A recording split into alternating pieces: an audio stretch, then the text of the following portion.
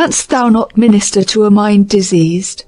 Pluck from the memory a rooted sorrow, raze out the written troubles of the brain, and with some sweet oblivious antidote, cleanse the stuffed bosom of that perilous stuff which weighs upon the heart? Macbeth. When a man tells me he never worries, I am inclined to think that he is either deceiving himself or trying to deceive me. The great roots of worry are conscience, fear, and regret. Undoubtedly we ought to be conscientious, and we ought to fear and regret evil. But if it is to be better than an impediment and a harm, our worry must be largely unconscious and intuitive.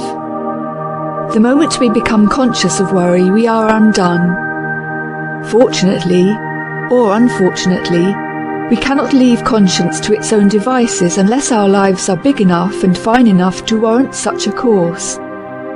The remedy for the mental unrest, which is in itself an illness, lies not in an enlightened knowledge of the harmfulness and ineffectiveness of worry, not even in the acquirement of an unconscious conscience, but in the living of a life so full and good that worry cannot find place in it. That idea of worry and conscience, that definition of serenity, simplifies life immensely. To overcome worry by substituting development and growth need never be dull work. To know life in its farther reaches, life in its better applications, is the final remedy, the great undertaking. It is life. We must warn ourselves not infrequently that the larger life is to be pursued for its own glorious self and not for the sake of peace. Peace may come, a peace so sure that death itself cannot shake it, but we must not expect all our affairs to run smoothly. As a matter of fact, they may run badly enough. We shall have our ups and downs. We shall sin and repent, and sin again. But if in the end we live according to our best intuitions, we shall be justified, and we need not worry about the outcome. To put it another way, if we would have the untroubled mind, we must transfer our conscientious efforts from the small details of life, from the worry and fret of common things, into another and higher atmosphere. We must transfigure common life, dignify it and ennoble it. Then, although the old causes of worry may continue, we shall have gained a stature that will make us unconscious masters of the little troubles, and in a great degree equal to the larger requirements. Life will be easier, not because we make less effort, but because we are working from another and a better level. If such a change, and it would be a change for most of us, be life, we must return again and again to the old uninspired state wherein we struggle conscientiously with perverse details. I would not minimize the importance and value of this struggle, only the sooner it changes its level, the better for everyone concerned. Large serenity must, finally, be earned through the toughening of moral fibre that comes in dealing squarely with perplexing details. Some of this struggle must always be going on, but serener life will come when we begin to concern ourselves with larger factors. How are we to live the larger life? Partly through uninspired struggle and through the brave meeting of adversity, but partly also in a way that may be described as out of hand, by intuition, by exercise of the quality of mind that sees visions and grasps truths beyond the realm of common thought. I am more and more impressed with the necessity of inspiration in life if we are to be strong and serene, and so finally escape the pitfalls of worry and conscience. By inspirations I do not mean belief in any system or creed. It is not a stated belief that we need to begin with.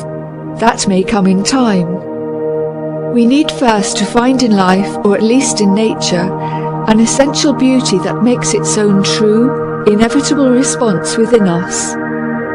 We must learn to love life so deeply that we feel its tremendous significance, until we find in the sea and the sky the evidence of an overbrooding spirit, too great to be understood, but not too great to satisfy the soul. This is a sort of mother religion, the matrix from which all sects and creeds are born.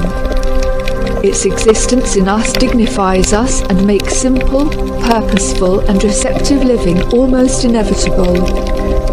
We may not know why we are living according to the dictates of our inspiration, but we shall live so, and that is the important consideration.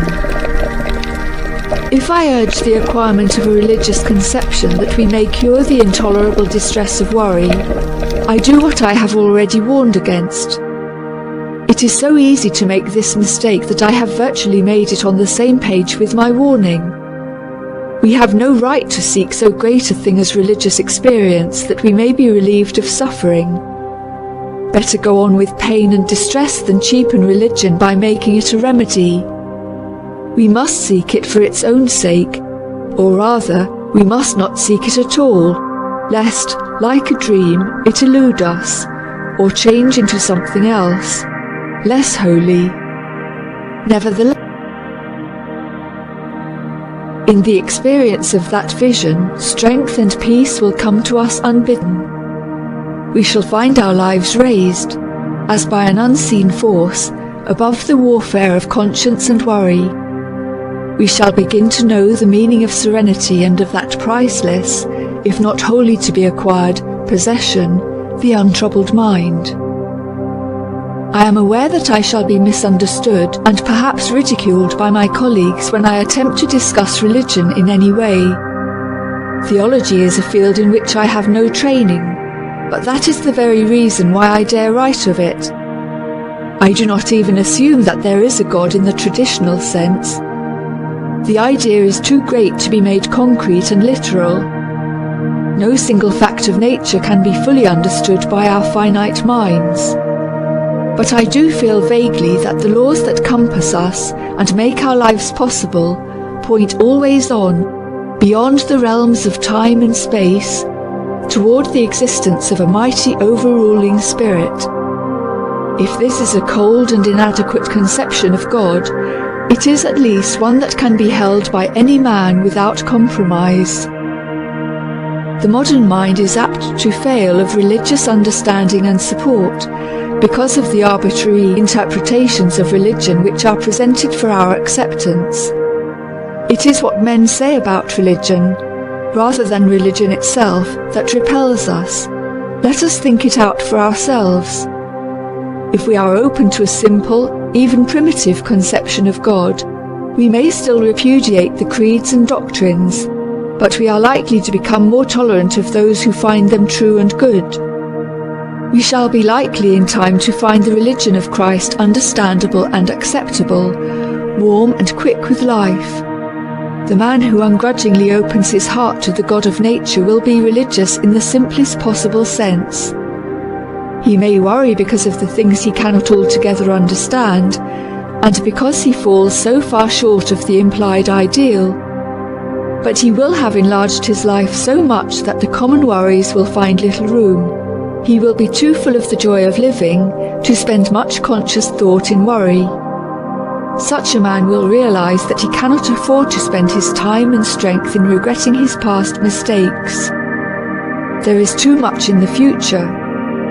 What he does in the future, not what he has failed to do in the past, will determine the quality of his life. He knows this, and the knowledge sends him into that future with courage and with strength. Finally, in some indefinable way, character will become more important to him.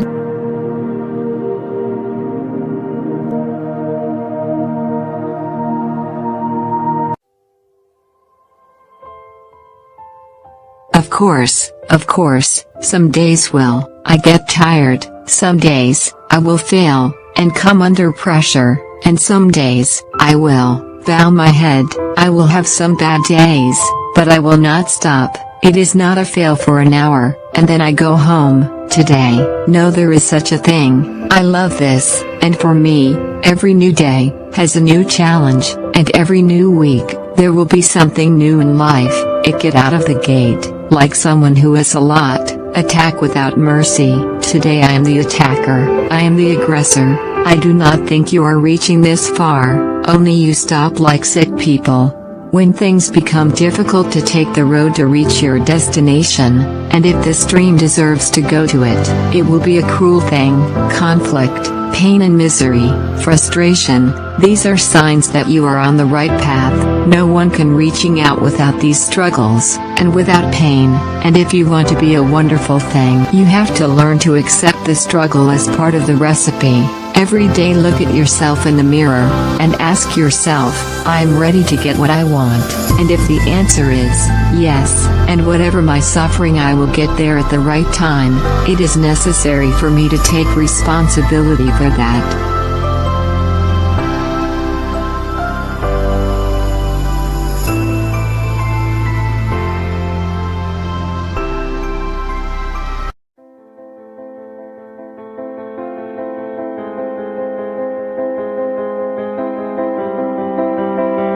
Simply stated, success is defined as achieving a goal that has been precisely planned, and the effort to use your desire with the capabilities available to achieve this goal. The paths that successful people usually take are characterized by adventures, which are fraught with difficult paths at the beginning, and in order to continue your work better, whatever the odds, there must be a strong internal motivation and motivation that inspires you and motivates you to work towards your goal.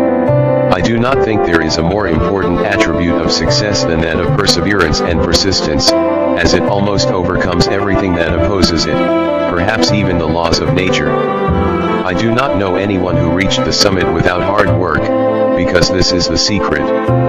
Hard work will not always bring you to the top, but it will bring you much closer. And if you have the sincere desire to succeed, you realize half of it, but if this desire is not available, you realize half of failure. A human being is a person searching for goals, whose life becomes meaningful only when he strives and perseveres to achieve his goals. If you want to do something, you will surely search for the appropriate method. If you do not want to do so, you will look for an excuse.